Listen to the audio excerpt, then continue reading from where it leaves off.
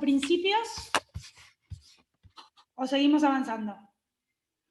¿Empezaron con el doctor Verdi a ver los diferentes tipos de proceso y de trámite dentro de los procesos? Bien, buenísimo, así podemos avanzar. ¿Nada? ¿Ninguna pregunta? ¿Están todos muy callados? Bueno, quiere decir que entendieron todo. Entonces seguimos avanzando. En general, cuando estamos en la clase presencial, tenemos el pizarrón y yo les hago una línea de tiempo que es importante que ustedes la tengan en cuenta. Vamos a intentar hacerlo oralmente, ¿sí? Para que nos ubiquemos en tiempo y espacio con relación a la prueba. Chicos, es fundamental, por algunas preguntas que me hicieron, que tengan en cuenta que los hechos que dan lugar a la apertura de la causa prueba, cualquiera sea el foro en el que nos encontremos, tienen que ver con el cumplimiento de dos circunstancias y, por supuesto, una característica del principio dispositivo.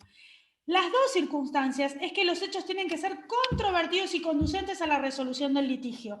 Los dos elementos tienen que estar presentes en el hecho para que el hecho pueda ser materia de prueba, ¿sí?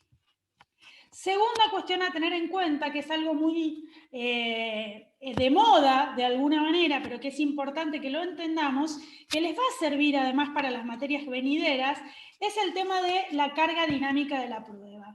Hoy han habido muchos avances relacionados con la realidad que no fueron acompañados quizás de la manera más práctica en el derecho. El tema de la carga dinámica de la prueba, que implica que quien está en mejor posición de probar es quien tiene que probar, independientemente de que el hecho sea afirmado por esa parte o no, no quiere decir que necesariamente el juez tenga que asumir esa teoría. Y en principio tiene que estar claro que esa teoría se va a asumir. ¿Por qué? Porque la otra parte, que es la que supuestamente está en mejor posición para probar, tiene que estar avisada de qué es lo que tiene que probar o no, ¿sí? Entonces, si bien la teoría de la carga dinámica de la prueba es un principio, esa claridad procesal tiene que estar determinada por el juez. El juez debe decir, yo voy a hacer frente a la teoría de la carga dinámica de la prueba y este hecho que está en mejor posición la demandada o la actora, de acuerdo al lugar en el que nos encontremos, lo vamos a probar de esta manera. Porque si no, no es algo azaroso. Diga, bueno, esto lo tenía que probar la otra parte porque está en mejor posición. Pruébelo. ¿Sí? No. ¿Por qué? Porque partimos de una premisa fundamental que es quien invoca un hecho debe probarlo. ¿Sí? Debe probarlo de manera específica si ese derecho está controvertido, ¿sí? Y si además ese hecho controvertido es conducente a la resolución del litigio. ¿Y qué quiere decir que sea conducente a la resolución del litigio? Que nos lleve a la sentencia, que sea importante para resolver quién tiene razón en el proceso. A ver, no tenemos que confundir la resolución del litigio con una situación solamente contradictoria, ¿sí? A ver, si yo digo que quiero que el juez me reconozca un derecho, también lo voy a tener que probar, pero voy a tener que probarlo quizás de una manera más simple si hay otro del otro lado diciendo que no tengo ese derecho, ¿sí? Ustedes saben que no todos los procesos son controvertidos, ¿sí? Hay procesos también de carácter voluntario en donde no hay controversia. Por ejemplo, una rectificación de partida, ¿sí? Alguien en el registro civil escribió mal mi apellido. Con el solo hecho de decir escribió mal mi apellido, ¿yo voy a lograr el reconocimiento de ese derecho? No. Si bien no va a haber otro contradiciéndome, también voy a tener que justificar ese derecho. Quien invoca un hecho debe probarlo, ¿sí? En un proceso contradictorio, lo que va a tener que probar son exclusivamente los hechos controvertidos y conducentes a la resolución del litigio. El derecho no se prueba con excepción de aquel derecho que el juez no esté obligado a conocer, ¿sí? Todas preguntas de examen. Bien, y para llegar a esa etapa probatoria yo tengo que haber transcurrido ciertas etapas procesales, ¿sí? Nosotros empezamos en ciertos procesos, los que no estén exceptuados, en la provincia de Buenos Aires, con la mediación prejudicial obligatoria, solo en los procesos que no estén exceptuados. Si la mediación prejudicial obligatoria no llega a buen término, es decir, se cierra sin acuerdo, vamos a abrir la instancia judicial. A ver, dentro del principio dispositivo dijimos que uno de sus elementos era la disponibilidad del derecho material. ¿Qué quería decir esto? Que el inicio del proceso estaba a cargo de la parte y que además en cualquier instancia de ese proceso la parte podía resolver, dejarlo sin efecto.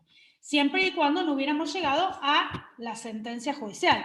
A ver, utilicemos la lógica. Con la sentencia favorable o desfavorable, yo no puedo decir, ay, lo dejo, listo, ya está, mejor no, ¿sí? Con la sentencia hay una resolución del juez que es el modo normal de terminar el proceso. Entonces, antes de ese momento, yo voy a poder disponer del derecho material, siendo el actor o la demandada. Vamos a ver en la próxima unidad qué consecuencias va a tener esa disponibilidad del derecho material. Pero en principio, tengamos en cuenta que de acuerdo al principio dispositivo, podemos disponer del derecho material. Iniciada la acción, vamos a tener una demanda. De esa demanda, en respeto al principio de bilateralidad, vamos a tener que darle traslado a la contraria. Y esa contraria va a tener, esto seguramente ya lo vieron, 3 posibilidades. Contestar, 4 posibilidades. Contestar, reconvenir, ¿sí? No contestar, o allanarse, que sería un modo normal de terminación del proceso, que lo vamos a ver en la próxima unidad. Que vean conmigo. Si contesta o reconviene, ustedes deben haber visto que en la reconvención se le da traslado a la actora porque se va a convertir en reconvenida. ¿Eso ya lo empezaron a ver? No, claro, estamos complicados con hay un montón de cosas que no ven. Les pido por favor que lo que no entiendan de lo que yo voy diciendo me pregunten. Me dice, profe, ¿qué está? Sí. llegamos hasta demanda. Llegaron hasta demanda, bien. Nos corren los tiempos. Reconvenir es contrademandar, vulgarmente, ¿sí? El demandado dice, mire, usted en realidad tiene obligaciones pendientes para conmigo, ¿sí? La reconvención es una figura del proceso ordinario, ¿sí? Del proceso de conocimiento, perdón.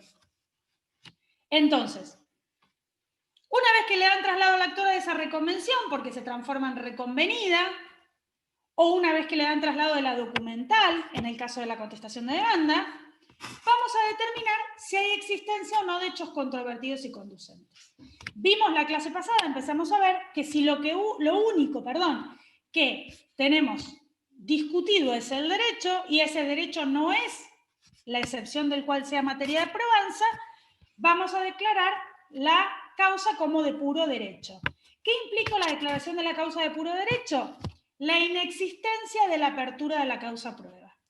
Esa etapa procesal probatoria en las causas en las que solo esté controvertido el derecho se va a evitar. ¿Sí? Entonces, si vamos a discutir la causa con las constancias del expediente o solo vamos a discutir la causa con el derecho que el juez tiene obligación de conocer, se va a declarar la cuestión de puro derecho. Firme la cuestión de puro derecho, van a pasar los autos a sentencia y en ese caso no vamos a tener etapa probatoria. Pero lo que estudiamos en esta unidad es cuando hay etapa probatoria. Vamos a tener 2 tipos de situaciones, ¿sí? En los procesos de conocimiento ordinario no vamos a tener la audiencia preliminar, ¿sí? A ver, la audiencia preliminar es una audiencia en la que va a estar presente el juez, que tiene que ver con esto de la inmediación, del principio de inmediación, que va a prosperar en los procesos de Justicia 2020, que se hubieran adherido a los procesos de Justicia 2020, hoy ya estamos en el 2020, nos apresuró el tiempo, es decir, en los procesos sumarios, no en los ordinarios, y de acuerdo a la nueva ley de procedimiento laboral, cuando entre en vigencia, todavía no, porque necesita una modificación al sistema procesal, va también a aplicarse en el fuero laboral, ¿sí? Esta audiencia preliminar es previa a la etapa de apertura a prueba. ¿Y por qué la nombramos en esta instancia? Porque en esta audiencia preliminar va a haber una primera parte de la audiencia donde se va a intentar conciliar, llegar a un acuerdo conciliatorio en las partes. Esto de la audiencia conciliatoria con el juez suele ser muy beneficioso, nos ahorra toda la etapa de prueba, nos agiliza el procedimiento, le da celeridad al trámite, con la presencia del juez, pero en este caso el juez sin haber producido la prueba, ¿sí? Por supuesto que las partes no están obligadas a conciliar. Las partes en este proceso de justicia 2020 y en estos procesos sumarios están obligadas a asistir a la audiencia conciliatoria, pudiendo o no llegar a un acuerdo. Esta modalidad de audiencia conciliatoria en la práctica la tiene instaurada la sala número 3 de la Cámara Civil y Comercial, ¿sí? Si ustedes tienen radicado un expediente en la sala número 3, cualquiera sea la causa por la que el expediente llegue, van a fijar una audiencia conciliatoria, ¿sí? No tiene que ver con el proceso, no tiene que ver con el expediente judicial, no tiene que ver con el código, sino que tiene que ver con una modalidad de trabajo de la sala. Roque pregunta, a ver, ¿qué es importante esto? Ahora contesto la de Mariana, perdóname, pero estoy leyendo. ¿La audiencia conciliatoria y la preliminar son lo mismo? No. Dentro de la audiencia preliminar tenemos una primera etapa conciliatoria, ¿sí? Y una segunda etapa de probamiento de pruebas si las partes no llegan a conciliar. Mariana dice, ¿las audiencias están en todos los fueros quitado el laboral? No, la audiencia conciliatoria está en todos los fueros. Lo que no está es la audiencia preliminar, ¿sí? La audiencia preliminar está fijada exclusivamente para el proceso de justicia 2020, en los juicios sumarios para agilizar el procedimiento, y en lo laboral, en la ley 11.653, que es la ley vigente, no está prevista la audiencia preliminar. Sí va a estar prevista la nueva ley de procedimiento laboral, que si bien entró en vigencia en febrero del 2020, no se puede poner en práctica porque crea un nuevo ordenamiento en cuanto a composición del órgano laboral. Dejan de ser tribunales y se convierten en juzgados, no sé si lo vieron con el doctor Basso eso, y todavía no está previsto, por una cuestión presupuestaria, la reorganización del órgano, ¿sí? A ver, vamos de nuevo. Audiencia preliminar. Audiencia preliminar. Tiene dos etapas dentro de la misma audiencia. Se fija la audiencia preliminar. Para fijar la audiencia preliminar, en este momento se está celebrando vía Microsoft Teams, que es el sistema que utiliza el Poder Judicial para llevar adelante las audiencias, ¿sí? No tenemos audiencias presenciales por el momento, porque así lo ha dispuesto la Corte, ¿sí? Si no, normalmente estas audiencias se llevan adelante presenciales, ¿sí? Con la asistencia del juez y las partes del juzgado. Por el momento se utiliza lo que se llama el programa Microsoft Teams. Este programa es como si fuera un Zoom, las partes se ven vía electrónica, siempre durante toda la instancia, no solo en la parte conciliatoria, sino en lo que le sigue, si no concilian, va a estar el juez con la asistencia seguramente de un funcionario del juzgado. La primera instancia es una instancia conciliatoria. Se insta que las partes lleguen a un acuerdo para darle fin al proceso. Si eso no ocurre, por supuesto que el juez no puede adelantar opinión, pero sí sugiere esta instancia conciliatoria. Si eso no ocurre, lo que continúa es la determinación de los hechos a probar y el proveimiento de la prueba, ¿sí? A ver, en un proceso ordinario, para que ustedes se den cuenta cómo agiliza esto el trámite, ¿sí? Entonces, ustedes van a tener en la práctica 2 al doctor Casas, que él tiene un formulismo que él dice, se terminaron los juicios largos, ¿sí? ¿Por qué se terminaron los juicios largos? En una instancia normal, en un proceso de conocimiento ordinario, nosotros determinamos la apertura de la causa prueba. Le notificamos a las partes la apertura de la causa prueba. Las partes tienen un plazo para ofrecer la prueba de la cual intenten valerse. Una vez que las partes ofrecen la prueba, se forman los cuadernos de prueba, ¿sí? No hay ningún tipo de oralidad acá, no hay audiencia con la presencia del juez, todo por escrito. Se forman los cuadernos de prueba.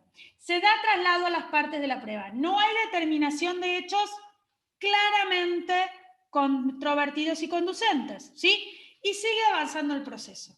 En cambio, el proceso de justicia 2020, la oralidad, lo que plantea es una misma audiencia donde se intente la conciliación, si se concilia se termina el proceso, y una segunda etapa en esa misma audiencia preliminar donde el juez determina los hechos controvertidos y conducentes que sean materia de prueba. Es importante que estemos muy atentos ahí, y además provee la prueba, dice esta prueba sí, esta prueba no. Y en ese momento yo puedo discutir con el juez si me dice que esa prueba no, ¿sí? Debo interponer un recurso de revocatoria. Si el juez se mantiene en su posición de que no me va a dar la prueba, ¿sí? En el proceso laboral, claramente, se indica que la revocatoria, esa denegatoria de la prueba, tiene que ser in voce, tiene que ser en la misma audiencia, ¿sí? Agilizamos muchísimo el proceso. Fíjense como en un mismo acto procesal hacemos todo lo que en un proceso ordinario requiere 4 actos procesales, ¿sí? A ver, hay preguntas. Definición de conducente. Primero lo tienen en los apuntes y en los libros, pero lo vamos a dar en la clase nuevamente, que ya lo vimos. Un hecho conducente es el que me permite llegar a la resolución del litigio, ¿sí? Si en un cobro de peso yo digo que el instrumento lo firmamos un día lluvioso, ¿a ustedes les parece que eso puede ser un hecho conducente a la resolución del litigio? ¿Va a ser definitorio para la sentencia? No, ¿sí? En cambio, si en un accidente de tránsito yo digo que la visión se vio disminuida por el mal clima y la lluvia copiosa, que llueva, es un hecho que yo debo probar porque va a ser un atenuante de la responsabilidad las circunstancias de que no se veía bien a la hora de conducir, ¿sí? ¿Se entiende? Conducente es aquel hecho que me va a resultar trascendental para la resolución del litigio. Y, por supuesto, que ese hecho conducente, además, tiene que reunir la característica de ser controvertido. Las partes no se ponen de acuerdo. Mariano pregunta, ¿esta audiencia es la llamada vista de causa o es otra distinta? La preliminar es una audiencia totalmente distinta a la audiencia de vista de causa. La audiencia de vista de causa es la audiencia final, donde se va a concentrar la prueba testimonial y de absolución de posiciones, y es posterior a la preliminar, ¿sí? El proceso civil incorpora la audiencia de vista de causa. Magali dice, ¿puede ser controvertido pero no conducente el hecho? Sí, pero si es controvertido y no es conducente, no es materia de prueba. Reitero, chicos, reitero nuevamente, vale a la redundancia. Los hechos materia de prueba son los controvertidos y conducentes y, por supuesto, alegados por las partes, porque si las partes no lo alegan, poco pueden ser controvertidos y conducentes. No puede ser uno u otro. Tiene que reunir las dos características, controvertidos y conducentes. ¿Puede que no nos pongamos de acuerdo si llovió? Sí, puede, pero ¿resulta conducente a la causa en un proceso de conocimiento que tiende al cobro de un contrato? No. Entonces no es materia de prueba. ¿Sí? Tiene que ser conducente a la resolución del litigio. ¿El juez va a fallar que debo o que no debo porque llovía? Por ejemplo, en un proceso de alquiler? No. Si llovía o no, da igual. Lo importante es que yo debo. ¿Sí? De ahí la importancia de que el hecho sea conducente. Me lleva a la resolución del litigio. Me lleva al criterio que va a adoptar el juez para dictar la sentencia. Si no, no es importante. ¿Está? ¿Se entiende, chicos? ¿Queda claro el tema de hecho controvertido conducente? Se supone que tienen que llegar al parcial al menos los 84 que están en clase, o que pareciera que están, teniendo claro esto. ¿Sí? Tienen que reunir las dos características. Con las clases solas no llegan bien preparados al parcial. ¿Sí? Los libros no muerden. Y sobre todo porque en esta segunda instancia no hay tanto apunte. ¿Sí? Necesitan leer el código y necesitan leer los libros. ¿Está? Las clases usémoslas para aprender aquellas cosas que no nos quedan claras desde la bibliografía. ¿Estamos? Bien. Ay, justo se ríe de una pregunta. Sí, puede ser Palacios, puede ser Arasi. Para esto agarren fuerte el código. ¿Sí? Profe, una consulta. Código. Mariano, ¿querés decir algo? Sí, una pregunta. Estaba viendo los artículos de prueba y son como 100 y pico de artículos. Yo quería hacer una consulta porque cotejándolo con el programa, ¿sí? Veía como que decía que había que estudiarlos, pero los conceptos, digamos, ¿no? De cada tipo de prueba. ¿Tenemos que saber solo el concepto o saber todo el procedimiento también de cada tipo de A prueba? ver, chicos, Son varios concepto artículos. solo no Sí, sí. alcanza con el concepto de la prueba. Esto es elemento de actuación profesional, teoría general del proceso. No es procesal, civil y comercial. ¿Sí? Okay. Pero a ver, Sí, no tengo tienen la que definición, saber pero tener en una qué idea. consiste la prueba, ¿sí? Sí, ¿Cuál sí. es el plazo de prueba? ¿En qué consiste el plazo extraordinario de prueba? ¿Qué hechos se prueban y qué hechos no? ¿Cuáles son los medios probatorios enumerados en el código? ¿En qué consiste cada medio probatorio? A ver, la realidad es que para comprender van a tener que leer los artículos. Muchos o pocos. La verdad que prueba es un tema largo, pero hay una realidad. Ustedes no están dando la práctica ni están dando procesal, ¿sí? Están dando la introducción. ¿Sí? ¿Se entiende? Lo que pasa es que en lo conceptual y en lo básico están casi todos los artículos. ¿Estamos? No le vamos a preguntar impugnación de prueba, ¿sí? Negligencia, todo eso que forma parte de prueba, caducidad, cómo se plantea, pero sí tienen que saber qué pasa si yo no insto la prueba. ¿Está claro? Ustedes sigan el programa, lo que pasa es que básicamente en lo conceptual está todo. No le vamos a preguntar procedimiento, pero sí le vamos a preguntar conceptos. ¿Sí? ¿Algo más, chicos, hasta acá? Seguimos entonces. Bien, el juez en la audiencia preliminar va a determinar qué medios de prueba va a utilizar o qué medios de prueba no.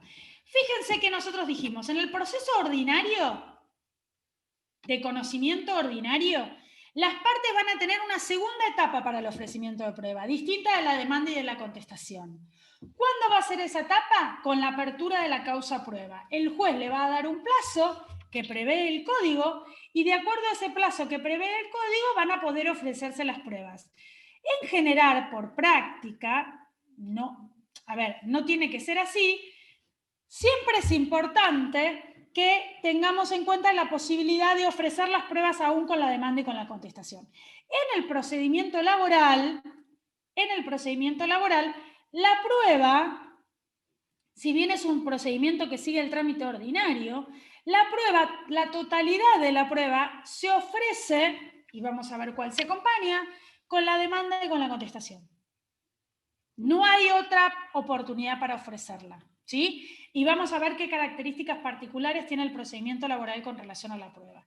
En el procedimiento civil y comercial, la prueba se acompaña y se ofrece conjuntamente con la demanda, contestación o reconvención en los procesos sumarios y sumarísimos.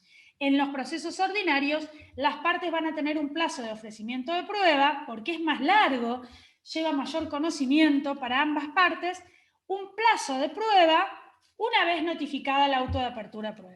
¿Sí? Eso va a decir la resolución del juez. Ahora, fíjense que en el proceso sumario, con la audiencia preliminar, el juez ya va a determinar cuáles son los hechos controvertidos y conducentes y en virtud de esos hechos controvertidos y conducentes, cuál va a ser la prueba que va a producirse en la causa. ¿Sí? Va a prever en el proceso ordinario un plazo de prueba de 40 días, ¿sí? Se va a reducir ese plazo de prueba en el caso del proceso sumario y sumarísimo. Ahora vamos a ver qué pasa. En la audiencia preliminar, el juez tiene la obligación de fijar la fecha de la audiencia de vista de causa con un plazo, fecha de audiencia de vista de causa, con un plazo no mayor a los 90 días, ¿sí? Fíjense que en un proceso sumario se acortan considerablemente los plazos, ¿sí? ¿Por qué? Porque en 90 días nosotros tendríamos que tener ya resuelta la audiencia final y a partir de la audiencia de vista de causa los plazos para dictar sentencia. ¿Sí? ¿Estamos? Bien. Se puede prever un plazo extraordinario de prueba, cuando la prueba a producirse fuera en el exterior. ¿Sí? Se puede ampliar de 90 a 90 días, pero siempre y cuando la prueba se produzca en una jurisdicción extraña. ¿Sí? Vamos a los medios probatorios, que es lo que nos interesa. Nosotros dijimos que el código tiene 6 medios probatorios enunciados y aquellos medios probatorios que no estuvieran enunciados en el código deben seguirse por los más similares. ¿Sí? Les comenté yo que dentro del campus ustedes tienen subida material con relación a la prueba digital, que está tan de moda hoy. Nada prevé el código con relación a la prueba digital, pero vamos a tener que asimilarla a la producción de la prueba en general pericial. ¿Sí? Bien, vamos a la enumeración que hace el código, que si bien los medios de prueba son taxativos, ¿sí? Los medios para justificar esa prueba son taxativos, no quiere decir que no existan otras pruebas que yo pueda producir de acuerdo a esos medios de prueba. ¿Sí? Términos que tenemos que tener claros en esta unidad. Ofrecimiento de prueba. ¿Qué es el ofrecimiento de prueba? Es cuando la parte le indica al juez de qué prueba va a valerse. Acompañamiento de prueba es un término que hace referencia a la prueba documental y quiere decir el momento en que la parte adjunta al expediente la documentación de la cual intentará valerse. Entonces tenemos acompañamiento, ofrecimiento. Tercer término que tenemos que tener en cuenta y aprendido en esta unidad y entendido, ¿sí? Proveimiento de prueba. ¿En qué consiste el proveimiento de prueba? Es el acto procesal mediante el cual el juez hace lugar a los medios probatorios ofrecidos por las partes. El proveimiento de prueba es un acto procesal en cabeza del órgano, mediante el cual se determina de aquella prueba ofrecida por las partes, cuál es la admitida por el juez.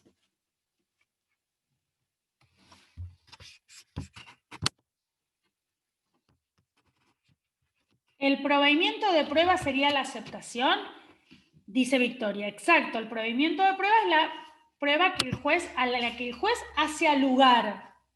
¿Sí? Empecemos a incorporar términos jurídicos.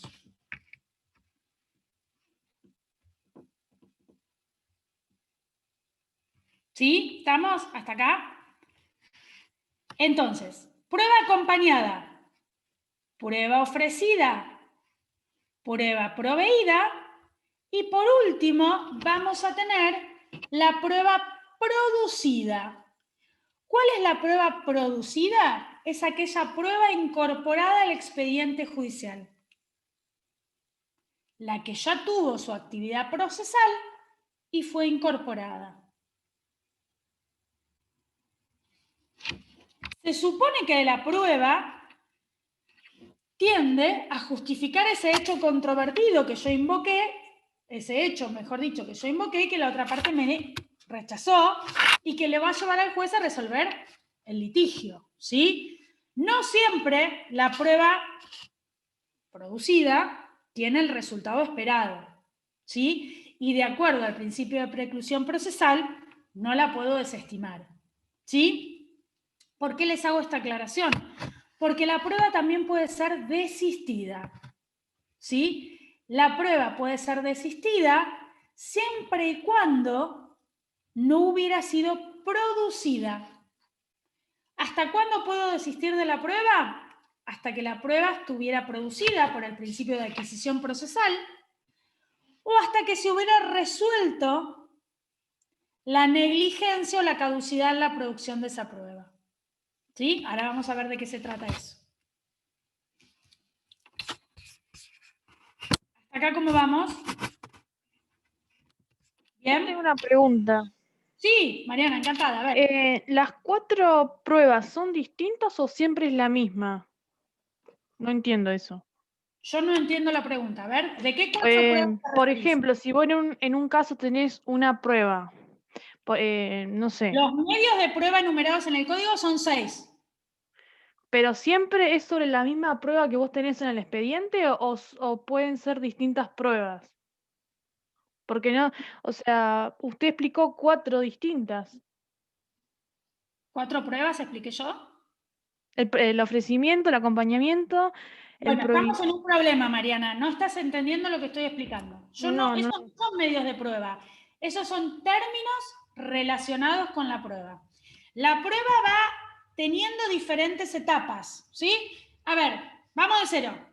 Los medios probatorios son 6. Sí. ¿Sí? Sí. Las pruebas son 6 medios probatorios. Lo que estamos viendo ahora son términos que ustedes tienen que aprender, ¿sí? La prueba se acompaña o se ofrece, de acuerdo al tipo de prueba. Todavía no vimos cuál se acompaña y cuál se ofrece. Se ofrece, se admite, ¿sí? Se provee por el juez, se produce por la parte. Ahí me quedó ¿Sí? claro, gracias. Sí. Son las diferentes etapas que va a atravesar la prueba. Primero la acompaño o la ofrezco, ¿sí? Después el juez me va a decir si la admite o no la admite. Finalmente, la voy a producir. Y si no estoy de acuerdo con producirla, la voy a desistir. ¿Sí? Son las etapas que va atravesando la prueba. Cualquiera de los 6 medios probatorios tiene que atravesar estas etapas. ¿Sí? Sí, sí, ahí entendí. Si yo la prueba no la produzco, ¿sí? No va a estar incorporada nunca en el expediente. ¿Puedo desistir la prueba luego de que haya nombrado al perito? Sí, lo que sí, si el perito aceptó el cargo, no voy a poder dejar de pagarle los honorarios al final del juicio, que son 2 cosas distintas. La adquisición procesal va a depender de la prueba. Vamos a ver cuándo se encuentra producida la prueba, ¿sí? Por eso primero tenemos que ver los conceptos. En cada prueba vamos a ver cuándo se ofrece, cuándo se provee, cuándo se produce, hasta cuándo se desiste, ¿sí? Adelantándome a la pregunta de Martín, para no dejarlo con la duda, no lo copien porque lo vamos a ver en la parte que veamos prueba pericial. La prueba pericial, ¿sí? ¿Se acuerdan que vimos un poquito la clase pasada que tenía que ver con los auxiliares que para el juez tienen aquellas ciencias que él no conoce? Por ejemplo, un perito contador, un perito calígrafo, un perito mecánico, ¿sí? La prueba pericial se va a producir cuando ese perito haga su informe y lo acompañe en el expediente, ¿sí? Hasta tanto, cuando el perito acepta el cargo, ¿sí? Si el perito acepta el cargo y no produce todavía la prueba pericial, yo puedo desistir, pero voy a correr con los gastos de ese perito. Ahora, si el perito ya comenzó con su trabajo, ya fijó las audiencias, por ejemplo, ya se celebraron las audiencias de entrevista en la pericial psicológica o la formación de cuerpo de escritura, ya la prueba está en producción, no la puedo desistir. ¿Se entiende?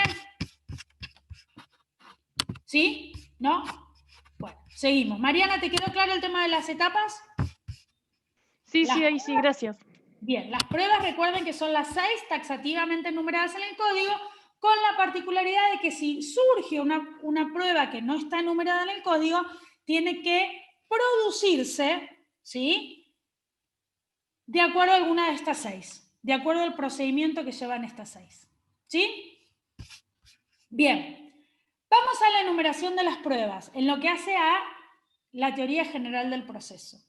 La primera prueba que individualiza el código, y está en primer lugar no azarosamente, sino por una cuestión particular, es la prueba documental. ¿Sí? La prueba documental es todo aquel instrumento público o privado, ¿sí?, que está en poder de las partes, siempre en original. ¿Sí? La prueba documental debe ser acompañada de la actuación judicial en original. Y debe ser un instrumento público o un instrumento privado, ¿sí?, que esté en poder de las partes. Tenemos una particularidad en este momento, ¿sí? En virtud de la situación sanitaria, las demandas y las contestaciones se inician con El acompañamiento, y que va a ocurrir con el expediente judicial plenamente vigente, el acompañamiento de la prueba en formato digital. Y es el abogado quien va a tener en su resguardo, hasta el primer pedido del juzgado, la documentación original. Las copias simples, sin indicación, en concreto, ahora vamos a ver cuál es la indicación, no son elementos de prueba documental.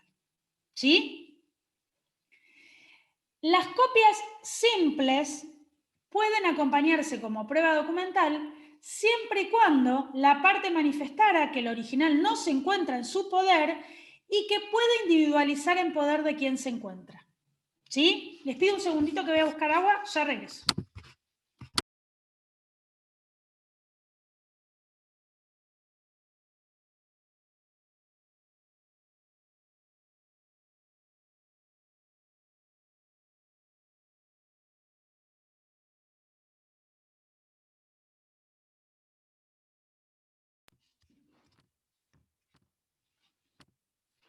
Bien, gracias chicos.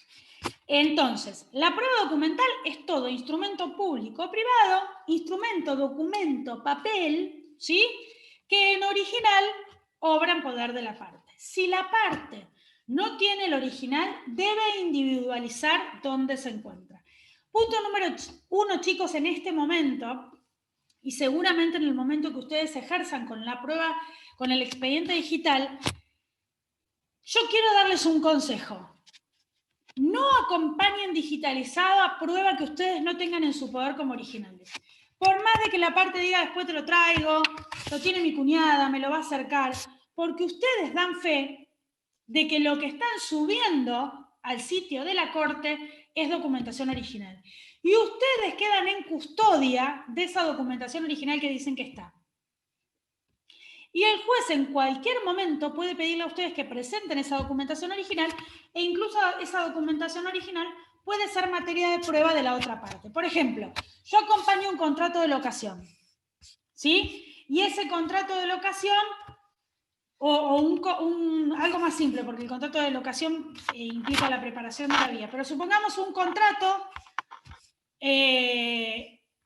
un mutuo acuerdo, ¿sí? Que no tenga firmas certificadas. El contrato de mutuo es un préstamo de consumo.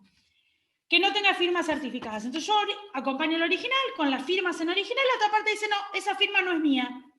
Va a tener que plantear una prueba subsidiaria. Uno dice que es la firma de él, el otro dice que no es la firma.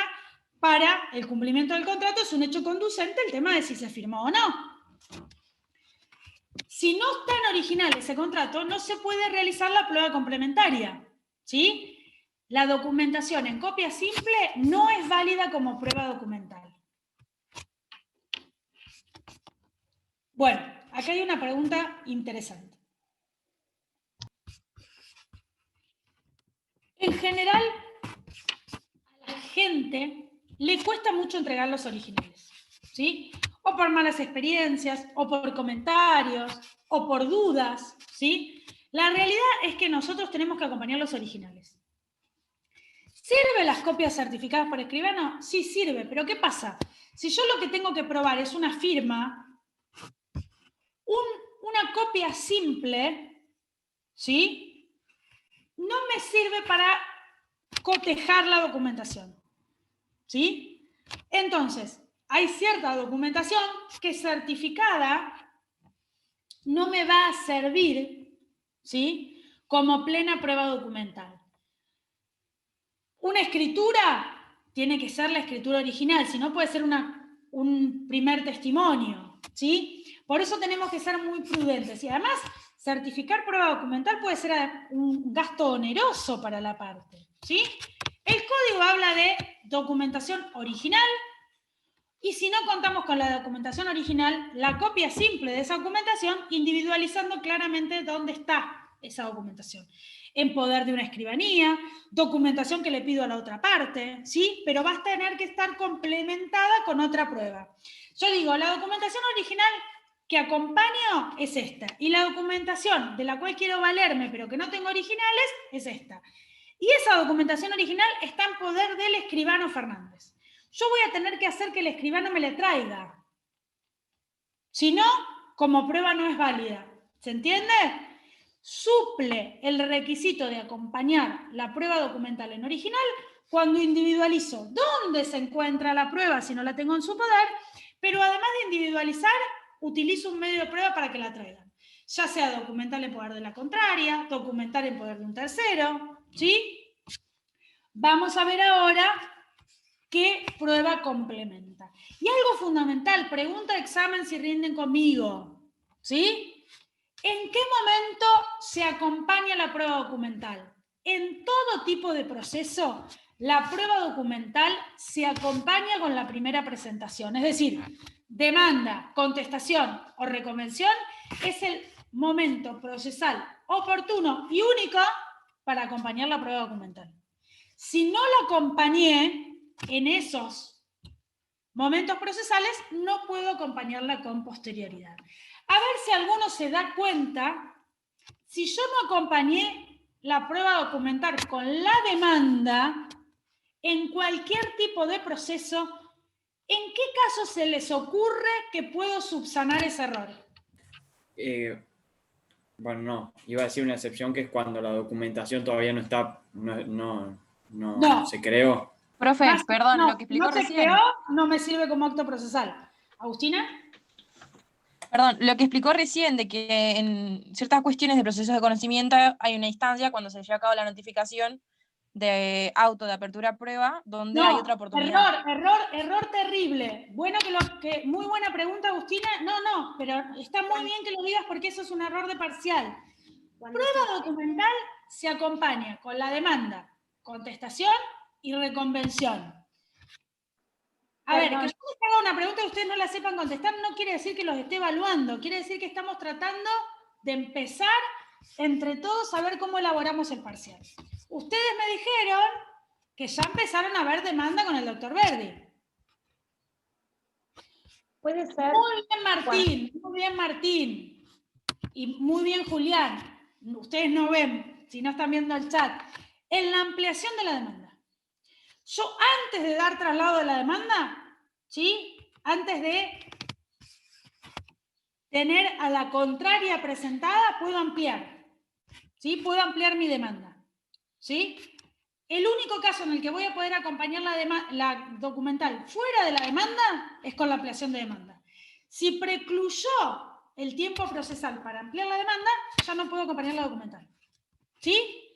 No hay forma de subsanar la falta de acompañamiento de la prueba documental si no es con la primera presentación. Con excepción de que aún se encuentre vigente la posibilidad de ampliar la demanda. ¿Sí? Cualquiera sea el tipo de proceso, cualquiera sea el tipo de trámite, conocimiento, ordinario, sumario, sumarísimo, proceso de ejecución, ejecuciones especiales, proceso laboral, proceso contencioso administrativo, ¿sí? Proceso de familia. En todos los tipos de proceso, la documental se acompaña con la primera presentación. Documental que no se acompaña con la primera presentación no puede ser acompañada posteriormente, ¿sí? Con la salvedad de que podemos acompañar la documentación con la ampliación de la demanda. Existe una circunstancia aplicable a todos los medios probatorios que tiene que ver con los nuevos hechos. Los nuevos hechos son aquellas circunstancias de las cuales la parte toma conocimiento con posterioridad a su presentación en la causa, ¿sí? Tienen que cumplir con ciertos requisitos para denunciar esos hechos nuevos, ¿sí? Que no son materia de nuestra materia, valga la redundancia de lo que nosotros estamos estudiando. En ese caso voy a poder incorporar documental, pero siempre que esté denunciando un hecho nuevo. ¿Sí? Tengo dos preguntas pequeñas, perdón que le interrumpí. Justo, la primera de ellas es respecto a esto del hecho nuevo, es decir, si nos hacen esta pregunta, nosotros tenemos que responder que hay, cuando hay ampliación de demanda y un hecho nuevo. No, eso, no. La ampliación de demanda no tiene que ver con el hecho nuevo. Bien. No, perdón, la ampliación de la demanda no, lo de la prueba documental, eso era lo que quería decir. Espera. ¿Vieron ampliación de demanda con el doctor Verdi? Sí, lo empezamos a ver. ¿Sí o no? Entonces no saben de lo que estoy hablando, con lo cual es difícil que lo entiendan. ¿Alguien Profe, me dice? perdón, pero sí lo vimos. Sí, Lo lo bien, habíamos empezado. La ampliación de demanda no tiene que ver con que yo me enteré de algo nuevo. Puede ser algo que me olvidé de hacer, ¿sí? O muchas veces se inicia la demanda a los fines de evitar la prescripción de la acción. Entonces yo inicié la demanda y me pongo a trabajar, interrumpo el plazo de prescripción, con el escrito de demanda y me pongo a ampliar. No hay una ampliación de la contestación. No hay una ampliación de la reconvención, ¿sí? Lo único que puedo ampliar es la demanda, pero no necesariamente porque hubiera pasado algo nuevo. A ver, se puede ampliar la demanda en el proceso ejecutivo con los sucesivos vencimientos de los pagarés, pero eso lo van a ver en la práctica 2. No se compliquen, ¿sí? El hecho nuevo es algo que sucedió aún trabada la litis y que yo me enteré con posterioridad, o que ocurrió con posterioridad y hacia las circunstancias del litigio. ¿Estamos? Algo que ocurrió cuando vigente el litigio y pasó después. Por ejemplo, les voy a dar un ejemplo claro.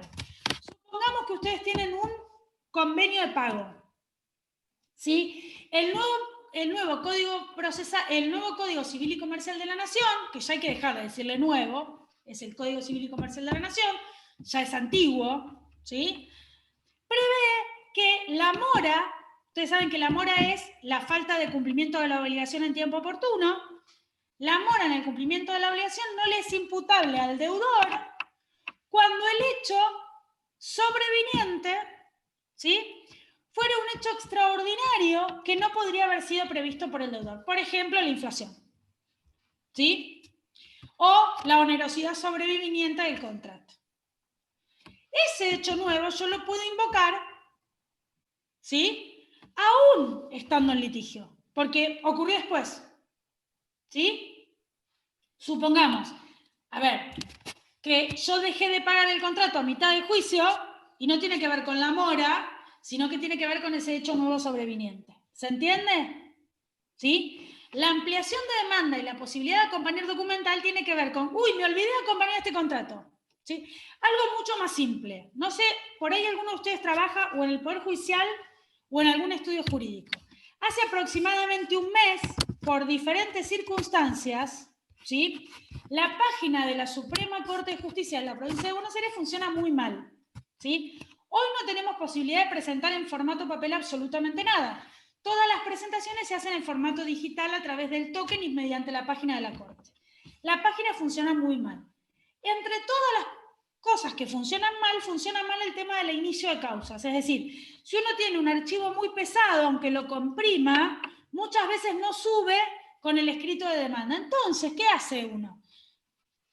Inicia con el escrito de demanda, con el bono, el ius y el poder, por ejemplo, y una vez que tiene asignado el juzgado, en vez de mandar la documentación que tiene que acompañar con el escrito de inicio a la receptoría, que es como el sitio de alojamiento, ¿sí?, del inicio de demanda, directamente se lo manda al juzgado. Y como es posterior al inicio de demanda, ese acto procesal se toma con una ampliación de demanda. ¿Se entiende? Yo la demanda la inicié en la receptoría sin la prueba documental. Por una cuestión técnica, chicos. Entonces, cuando está ya asignado el expediente en el juzgado, le acompaño la demanda. Y eso el juzgado me lo toma como ampliación de demanda. No hay nada nuevo. Lo que pasó es un error técnico. Yo les digo, chicos, hoy, a ver, a los más jóvenes les debe parecer que es todo mucho más sencillo, porque antes teníamos que ver en un pizarrón la lista donde estaba lo que había salido en el día de la fecha, no teníamos la página de la Corte. Es cierto, hay muchas cosas que se agilizaron, pero también vivimos en un país donde, por ejemplo, no todos tenemos conectividad. Los sistemas se caen, los plazos procesales siguen siendo perentorios. Si no hay una resolución de la Corte, supónganse que ustedes están en el estudio, se les corta la luz. ¿Sí? 12 menos 5 se les corta la luz. No tienen forma de resolver cómo mandar un escrito. ¿Sí? Y no es tan loco. Se corta internet. A ver, con todo este tema de la pandemia, que están saturadas las líneas, no solo nos perjudica el Zoom, ¿sí? Si alguno está en algún foro de graduados, o les vuelvo a repetir, trabajan en un estudio, los del Poder Judicial, feliz día, si hay alguno que trabaja en el Poder Judicial, que es el día del Poder Judicial, no les importa tanto, porque no los corren los plazos, pero en realidad, si se te cae el sistema o el sistema no funciona, no puedes ingresar el escrito. ¿Sí? Entonces, hay cuestiones que uno va tratando de ayornar. Y esto puede dar lugar a una ampliación de demanda. Hoy, por práctica, la documental, si es muy pesada, no la acompañamos al iniciar la demanda. No porque no corresponda, sino que no podemos iniciarla en el sistema. Ya no funciona más la receptoría general de expedientes que me recibía el sobre cerrado, ¿sí? Cuando dábamos esta clase el año pasado, les teníamos que explicar cómo se armaba la demanda. No sé si el doctor se los explicó, porque supone que eso no va a existir más. Se armaba la demanda afuera con la planilla de receptoría, la fotocopia del DNI y el poder, y adentro toda la documental, en un sobre, ¿sí? Con una carátula. Todo eso no existe más. Ahora es todo por internet. Por eso les digo, la documental además queda en poder del abogado. Fíjense qué responsabilidad enorme, pero ustedes la tienen que digitalizar. Y en el primer despacho va a salir que esa documental va a quedar en poder del profesional que está iniciando. A ver, vamos a ver las preguntas. El tiempo para la ampliación de la demanda, no hay un tiempo para ampliar la demanda. Yo puedo ampliar la demanda tantas veces como quiera, siempre y cuando no hubiera dado traslado de la demanda. Y ese traslado se hubiera efectivizado. Si di traslado y el otro no se notificó, no pasa nada, ¿sí? No hay un tiempo para ampliar la demanda. Con la demanda, yo interrumpo la prescripción de la acción, ¿sí? Entonces puedo ampliar la demanda cuantas veces quiera. ¿Alguien iba a gritar? Sí, yo. Puede ser que, por ejemplo, yo sé que se me está por prescribir el plazo para iniciar la demanda, ¿no?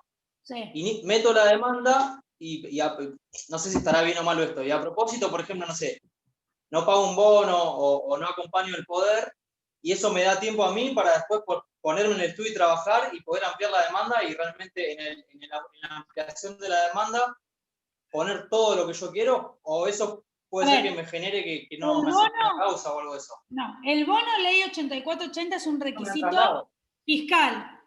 Sí. ¿Sí? Pues no me van a dar traslado de la acción. No amplío demanda acompañando el bono. No, claro, sí. ¿Sí? Pero uno de los requisitos para iniciar la demanda, que a mí me impida que se corra el traslado, por ejemplo. No, a ver, pero no necesitas que te corran traslado. No implica que vos no puedas ampliar la demanda. Vos no tenés que efectivizar el traslado. De hecho, a ver, tenés dos opciones. Vos podés expresamente decir en el escrito de inicio de demanda que la demanda la iniciás al solo efecto de... Ahora les voy a comentar un caso práctico. Me parece que es lo más interesante de todo esto. Al solo efecto de interrumpir el plazo de prescripción y que solicitas expresamente que no se dé traslado de la acción, entonces vos quedás tranquilo de que nadie va a venir a contestarte personalmente la acción. O en su defecto no decís nada y no haces la cédula. Les cuento un caso que me pasó a mí, para que ustedes se den una idea. El primer proveído, claro. Yo inicié varios procesos relacionados con los créditos UVA. No sé si ustedes están al tanto. Se pedían medidas cautelares. Esos procesos iniciados con la medida cautelar, yo pedí expresamente que no se diera traslado de la demanda hasta que no tuviera notificada la medida cautelar si la otorgaban. ¿Sí? Entonces, no se daba traslado de la acción, quedaba reservado el escrito de inicio, ¿sí? Y se resolvía con relación a la demanda. ¿Por qué hice eso? Porque como eran varios juicios de diferentes actores contra el mismo demandado, el demandado, de acuerdo a la actitud procesal, me contestaba se presentaba voluntariamente, me contestaba todos los procesos y yo no tenía posibilidad de ampliar. ¿Sí? Y yo lo que necesitaba era sacar rápido la medida cautelar. De hecho, esas demandas se ampliaron 4 o 5 veces, porque se fueron ampliando con diferentes cosas que fueron surgiendo a medida que las cautelares se daban, no se daban, se rechazaban, se nos ocurrían otras cosas. ¿Sí? Yo puedo ampliar todas las veces que quiera hasta que venga el otro y me conteste la demanda. Ahora, si yo tengo 3 demandados y notifiqué a 2 y a 1 no, yo no puedo ampliar. ¿Sí? Claro, yo pensé que en el primer proveído el juez, si estaba todo en orden, ¿no? Todos los requisitos formales y fiscales de la demanda, automáticamente corría traslado por un término al otro para que conteste. Yo tengo que... Sí, no, pero el proceso... ¿Vieron notificaciones con la doctora Villegas? No. El proceso, el juez va a ordenar en su primer despacho el traslado de la acción. pero no va a ser en la cédula. Ah, ok. Bien. Hay muchas cosas que yo no sé si las van a llegar a ver, pero hay resoluciones que se llaman autonotificables. Ustedes vienen a la carrera de Derecho con muchas modificaciones. ¿Sí? Si agarran los apuntes del cuatrimestre pasado no les van a servir. Hay resoluciones que son autonotificables, resoluciones que la justicia va a notificar automáticamente. ¿Sí? Aprieto un botón y me llega la notificación. Pero para eso voy a tener que tener domicilio electrónico. ¿Sí? Tipos de domicilio tampoco vieron, ¿verdad? Soy como una adelantada, me siento... claro, todas cosas que no saben de quién le estoy hablando. Pregúntenme, por favor. Domicilio electrónico, domicilio constituido. Domicilio sí lo vimos. Bien, domicilio Más o menos, a grandes rasgos lo vimos. No es que lo vimos.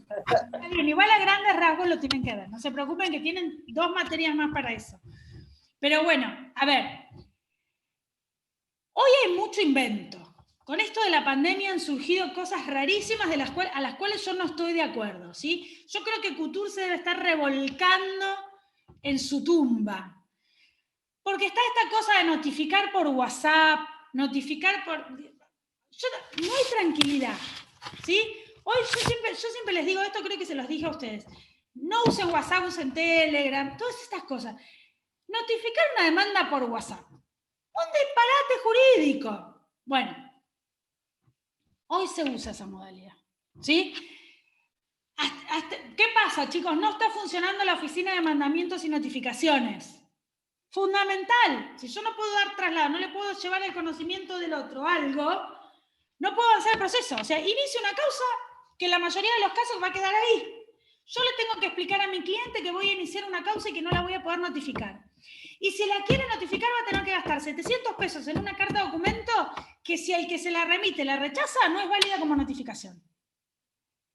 Nos encontramos en un momento, en una instancia jurídica bastante posible. Si hay un mito que desmitificar es en este momento, que la justicia existe. ¿Sí? No es justo si yo no puedo dar traslado a una demanda. La justicia es un servicio esencial. ¿Sí? No tiene que ver con una cuestión política, tiene que ver con una cuestión de lógica. La justicia es un servicio esencial. No puede ser que la oficina de mandamiento no esté funcionando. Bueno, no está funcionando. ¿Sí? El juez va a dar traslado a la demanda en el primer proveído. Está perfecto. ¿Puedo ampliar a que el juez dé traslado porque está todo perfecto? Sí. Porque el juez solo revisa los requisitos de admisibilidad. ¿Cuáles son los requisitos de admisibilidad? El formato de la demanda, la constitución de domicilio electrónico, que esté presentado con la planilla de receptoría. El bono y el BIUS, algunos incluso creen que son requisitos fiscales que podrían omitirse para el primer despacho.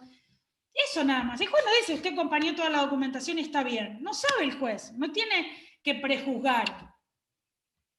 Incluso acompañando todo lo que tenía, puedo ampliar la demanda cuantas veces me ocurra. ¿Sí? Después me tengo que acordar de todas las veces que la amplié para cuando dé traslado volcar todas las ampliaciones. ¿Sí? Pero no tiene que ver con que el juez dé traslado de la acción. Ay, perdón, me dio hipo. Tiene que ver con que el otro tome conocimiento de la acción. Por eso, si nosotros creemos que el otro se va a adelantar y me va a contestar la demanda, puedo expresamente decirle al juez, mire, yo inicié esta demanda al solo efecto de que no me prescriba, no dé traslado de la acción todavía. Y el juez no va a dar traslado de la acción. Pero que dé traslado, no obsta que yo pueda ampliar la demanda. Ningún problema en que amplíe las demandas las veces que yo quiera. Claro, ¿Sí? el tema es cuando el otro esté notificado y se entera y en tal caso contesta. O no, bueno. El tema es que esté notificado el otro. Una vez que se notificó, ya está. Exacto. Okay. Pero el traslado de la demanda no es una resolución autonotificable. Claro, okay. Claro, yo te vas a armar la cédula antes, ¿no? Dar la copia de la demanda, la copia de la documental, que es la copia para el traslado, ¿no? Llevarla a la oficina de mandamientos y ellos ahí recién lo notifican. Lo que yo les explique hoy, mañana va a quedar Ya en abstracto. ¿Por qué? Porque en realidad hoy la Oficina de Mandamientos y Notificaciones por las normas sanitarias no da traslado de las demandas con copias. ¿Sí? Se le indica a la contraria que la puede ver por la página de la MEB, de la Corte. ¿sí? Que se llama la mesa de entradas virtual. El único inconveniente con la MEB son las causas de familia, porque las causas de familia, ustedes saben que por el Código Civil y Comercial de la Nación, no son públicas. Entonces todos los plazos se acortan en familia. ¿Por qué? Porque yo voy a tener una demanda, ¿sí? Sin copias, de la cual el otro no tuve conocimiento, pero que además no va a poder ver por la MEB, hasta que no pida la autorización. Es un poco complicada la situación, ¿sí? Yo entiendo que las causas de familia no puedan verse, pero la realidad es que hoy tenemos 6 juzgados de familia, 6 juzgados de familia con criterios totalmente distintos y con plazos para resolver totalmente distintos, ¿sí? Vamos en decadencia entre el 1 y el 6. Esa es la realidad. El juzgado de familia, perdón, antes era el tribunal, el juzgado de familia 1 es brillante, rapidísimo, sumamente expeditivo, criterioso, ¿sí? Y vamos bajando. Entonces es difícil litigar en esos fueros, es muy difícil. A ver, a veces la facultad nos tendría que enfrentar con la realidad.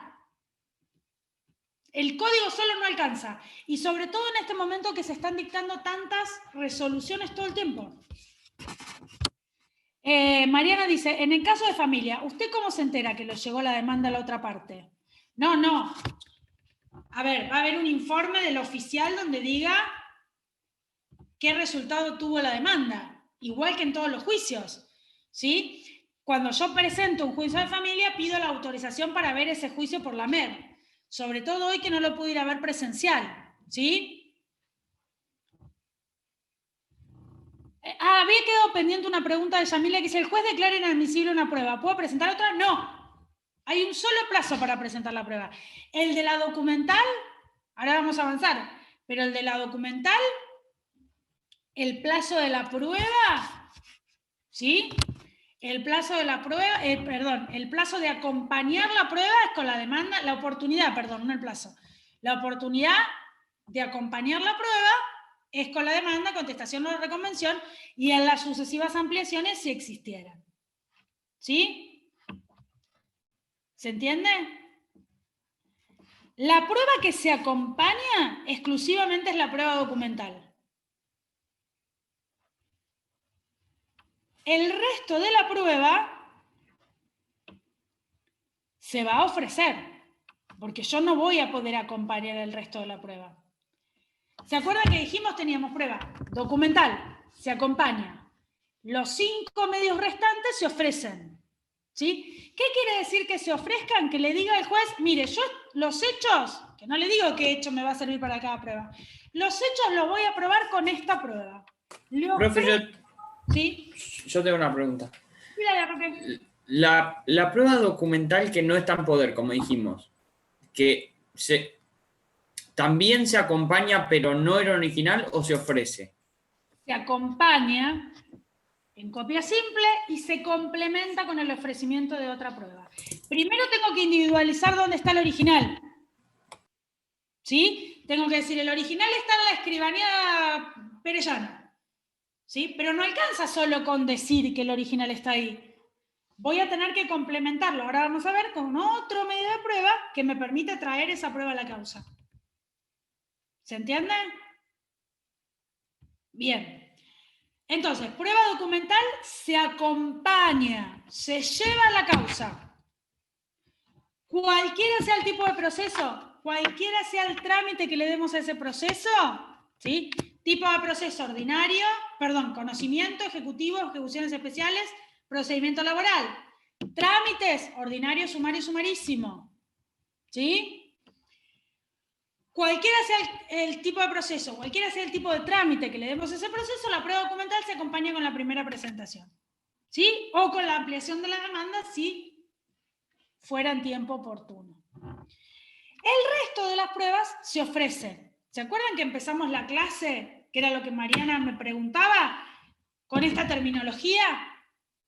¿Sí? Bien, acompañar es llevar. En este caso, hoy con la realidad es subirla electrónicamente y quedar en poder del abogado. Recuerden mi consejo, traten de que lo que suban esté en su poder. No, yo me lo llevo, después te lo traigo. En la medida de sus posibilidades, ni el cliente más fiel acepten eso. ¿Sí? Acuérdense que en los matrimonios se juran amor eterno y hoy el 90% nos pasa a los 3 años. Imagínense un cliente, ¿sí? Que se cruzó con un abogado que le cobra la mitad y se fue.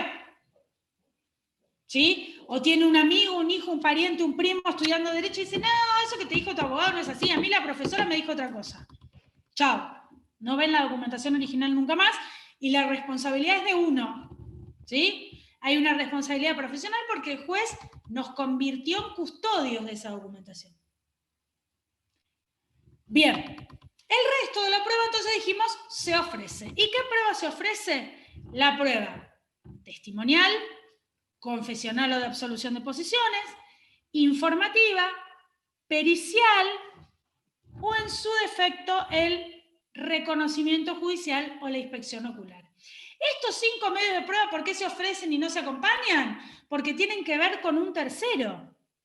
Yo no voy a poder llevar un perito calígrafo a la causa. ¿Sí? Si, por ejemplo, oye, algo que yo le explicaba a un cliente y no me entendía. Si yo hago una pericia de parte, supongamos que hago una pericia de parte, que se usa mucho en los procesos de daños o en los procesos de cumplimiento de contrato. Supongan ustedes que yo hago una pericia de parte. Hoy, por ejemplo, los testamentos hológrafos en las sucesiones hay que acompañar una pericia de parte caligráfica. Si yo hago una pericia caligráfica de parte, una pericia mecánica de parte, una pericia psicológica de parte, ¿qué tipo de prueba les parece que es? Informativa.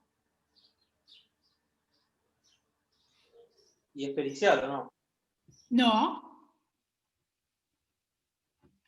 Una pericia ¿Documental? Documental. ¿Por qué es documental? Porque es una prueba que está instrumentada en un documento privado extendido por un perito y que yo la tuve que acompañar a la causa. La pericia de parte, ¿qué momento procesal tengo que acompañarla? Es prueba documental. En la demanda, en el primer escrito. Exacto. ¿Sí? ¿Sí? Es documental. Una pericia de parte se transforma en prueba documental y yo tengo que acompañarla con la demanda, la contestación de la demanda o la reconvención. La prueba documental es todo formato papel. ¿Sí? La prueba informativa es cuando yo le pido a un tercero ajeno al proceso que me conteste algo, que me lo va a traer en papel. ¿Sí? Pero que no lo tengo yo en ese momento. Si, por ejemplo, yo, supongamos, estoy haciendo un proceso de ejecución de alquileres y quiero probar que no pagó además las expensas, que estaban a cargo en el contrato del inquilino. Ustedes saben que con la reforma de la ley de alquileres, hoy se puede incorporar como parte del alquiler las expensas. Supongamos que quiero probar que además el inquilino de no pagarme los alquileres no pagó las expensas. Y traigo como prueba documental el resumen de la administración. Esa prueba documental puede que necesite ser completada, porque es un instrumento privado, puede que necesite ser completada con otro medio de prueba, por ejemplo, la informativa. Librarle un oficio a la administración de consorcio para que me informe la deuda que tiene en ese momento el departamento. ¿Sí? O el PH. ¿Estamos? La prueba documental no siempre se basta por sí misma. ¿Cuál es la prueba documental que se basta por sí misma? La que está constituida por instrumento público. ¿Sí? Una escritura traslativa de dominio es un instrumento público que se basta por sí mismo, salvo que sea redarguido de falso. Si yo tengo una escritura, no tengo que librarle un oficio al escribano para que me diga si la escritura es válida o no. ¿Sí? Si está pasada por un protocolo, esa escritura es perfectamente válida. ¿Estamos? La documentación privada, un contrato, un informe bancario, un resumen de deuda, ¿sí? Cualquiera de esos instrumentos privados tienen que ser completados con otro medio de prueba, ¿sí? Si fuera negada la autenticidad de ese instrumento, tengo que completarlo con otro medio de prueba. A ver que tengo preguntas. No. daban opciones. ¿Está claro, chicos?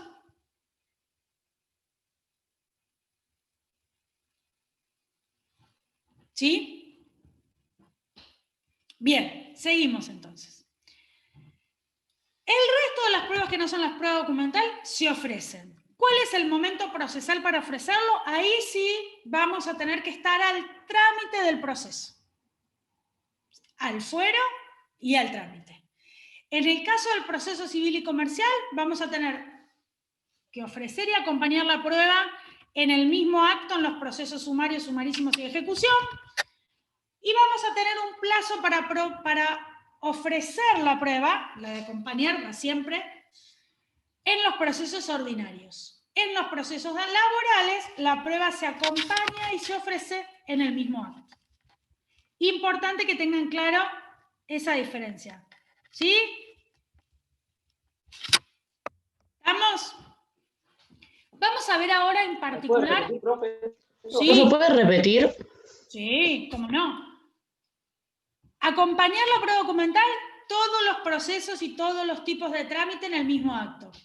Ofrecer la restante prueba, proceso sumario, sumarísimo y laboral, en el acto de inicio de demanda, contestación o reconvención.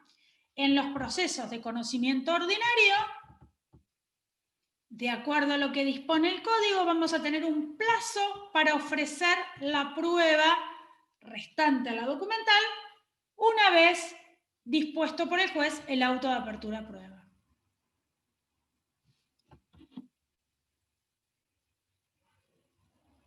El único proceso que se difiere el ofrecimiento de la primera presentación es en el procedimiento de conocimiento ordinario. ¿Sí? En el resto de los procedimientos se ofrece y se acompaña en el mismo acto. Cuidado con esto porque prueba que nos olvidamos, prueba que no podemos producir después. ¿Sí? Si no está ofrecida no se puede producir. Y mucho menos la va a admitir o no el juez. ¿Hasta ahí vamos bien? Vamos con cada medio probatorio. Profe. Sí, te escucho. Una consulta. ¿Qué pasa si se olvidan de ofrecer una prueba en los casos en los que se hacen en el mismo momento? ¿Ya están? ¿No hay más oportunidades? Preclusión procesal. Bien. Principio de preclusión procesal, oportunidad que se pierde, oportunidad que no se recupera. Perfecto, gracias. A ver, por eso les digo esto de que tengan en claro que la carga dinámica de la prueba es algo que el juez debe determinar expresamente que va a aplicar. Porque nosotros nos quedamos confiados que tiene que probar el otro porque está en mejor posición que nosotros y en realidad nadie lo dijo. ¿Sí? No es un principio general del derecho, la carga dinámica. ¿Sí? Es una interpretación probatoria. Entonces hay que ser cuidadosos. ¿Y no puede suceder que en un caso el juez diga que las pruebas de ambas partes son dudosas y en ese caso que se piden nuevas pruebas? ¿O nunca ha pasado? No entiendo. ¿Cómo las pruebas son dudosas? Y como que las pruebas que le llegó de ambas partes, él dice, no me doy cuenta o las veo dudosas. ¿Puede pedir más pruebas? No, a ver. Hay una valoración de la prueba que determina el código. Hay diferentes formas de valorar la prueba, que es, no vamos a verlo en esta clase, es la etapa final, es decir, ¿cómo valora el juez las pruebas? Hay distintas formas de valorar la prueba, por ejemplo, con la reforma de la Ley de Procedimiento Laboral, se cambia la forma de valorar la prueba en el procedimiento laboral. Tenemos diferentes métodos de valoración de la prueba, hasta la prueba tasada, como si valiera 10 puntos la pericial, 15 puntos algo así. Está la sana crítica, que es de acuerdo a lo que el juez entiende, ¿sí? Las libres convicciones. Nosotros nos adherimos a la sana crítica. La nueva Ley de Procedimiento Laboral se adhiere a la sana crítica. Es decir, un análisis de la prueba. El juez lo que puede decir es, ¿este hecho está probado o este hecho no? Si no está probado el hecho, no está probado. Lo único que puede hacer en virtud del artículo 36, y lo dispone en el caso de la prueba, es ampliar los puntos de pericia, porque es un experto que le va a aconsejar a él sobre una ciencia que no conoce, si tuviera alguna duda. Pero no va a poder llamar a otro testigo si la parte no lo ofreció, porque estaría violando ¿qué principio? ¿Qué principio estaría violando si hiciera eso? De congruencia. El dispositivo. Dispositivo. Exactamente, el principio dispositivo, ¿sí? Son las partes los que dicen qué hechos y qué derechos van a valerse y qué prueba van a ofrecer. El principio dispositivo es el que determina claramente de qué prueba van a valerse las partes. Si no, olvídense. ¿Está? El juez no puede determinar una prueba que no estuviera ofrecida por las partes. Sí puede ampliar los puntos de pericia si considerara que los puntos de pericia no han sido claros o aclarar un concepto dentro de una pericial. Puede ampliar una pregunta en el interrogatorio, ¿sí? Profe. De hecho, hay procesos en los que el interrogatorio es exclusivamente a cargo de los jueces. En los procedimientos laborales, a los testigos los interroga el juez independientemente del interrogatorio que hubieran ofrecido las partes o que hubieran realizado en boche, ¿sí? Puede realizar preguntas, pero siempre con la prueba ofrecida por las partes. Puede pedir una aclaración, pero no puede ofrecer el juez una prueba. No está dentro del principio dispositivo, ¿sí? ¿Está claro eso? No sé si contesté tu pregunta.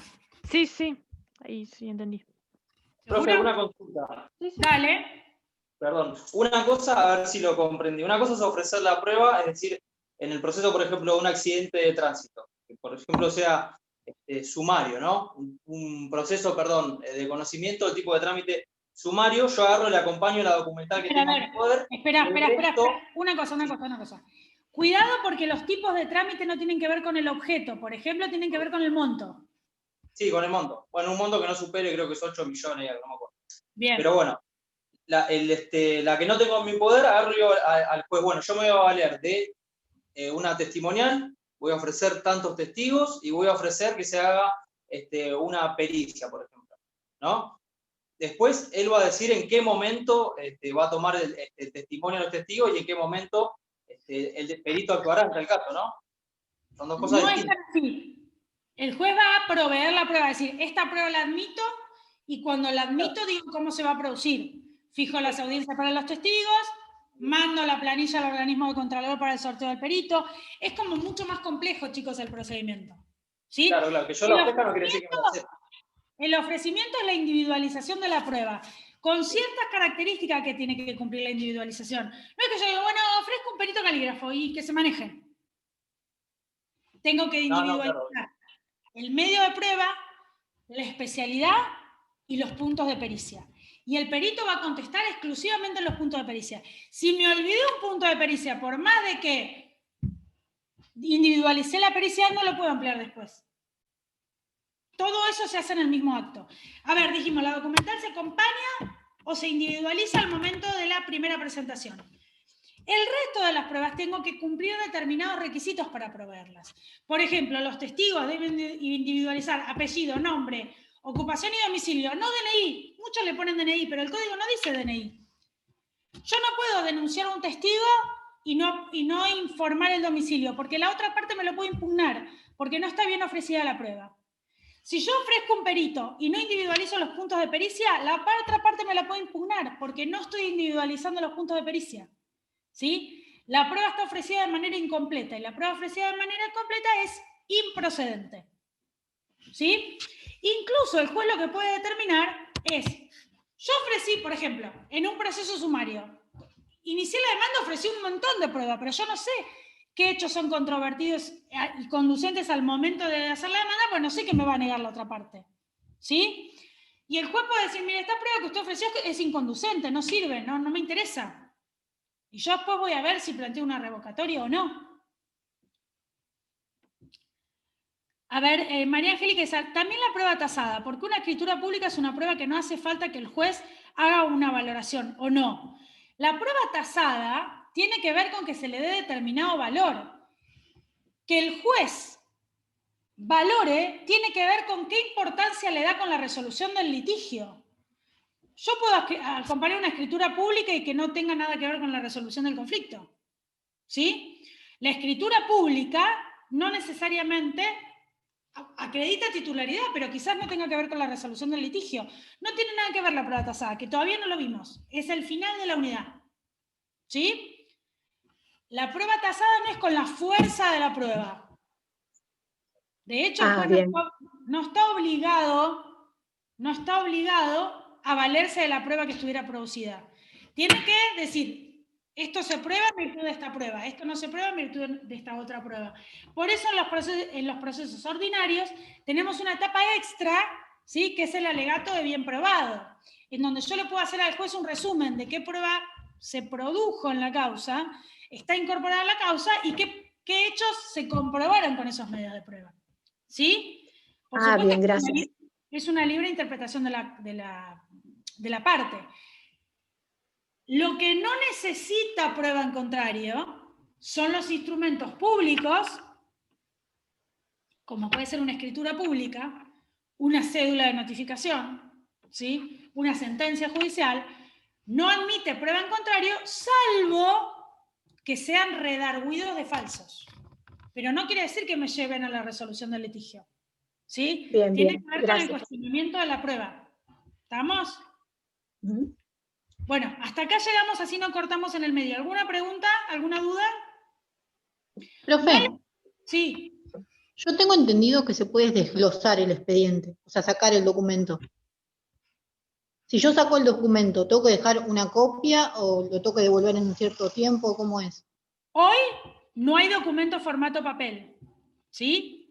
La prueba se acompañaba cuando teníamos el expediente en formato papel. Se reservaba en caja fuerte, se entregaba en la parte y quedaba en custodia de quien la retiraba, ¿sí? Pero no hacia la prueba eso, tiene que ver con una cuestión procesal. No tiene nada que ver con lo que estamos estudiando nosotros, que es prueba. Yo preguntaba por si sacaba algún documento, como por ejemplo, no sé, una escritura. Y después necesitaban usarla o probarla. ¿Se tiene que devolver en un cierto plazo o se deja una copia y ya está? Después se indica cuándo se tiene que devolver y toda la prueba documental original tiene que estar incorporada al momento de dictar sentencia. Gracias. ¿Sí? ¿Alguna otra duda, chicos? ¿Alguna pregunta? ¿No? Bueno, el lunes próximo es feriado, nos vemos el otro lunes, ¿sí? Vamos a tratar de avanzar con prueba y empezar con modos anormales de terminación del proceso. Nos vemos, chicos, que tengan buen día. Gracias. Adiós. Chao, profe.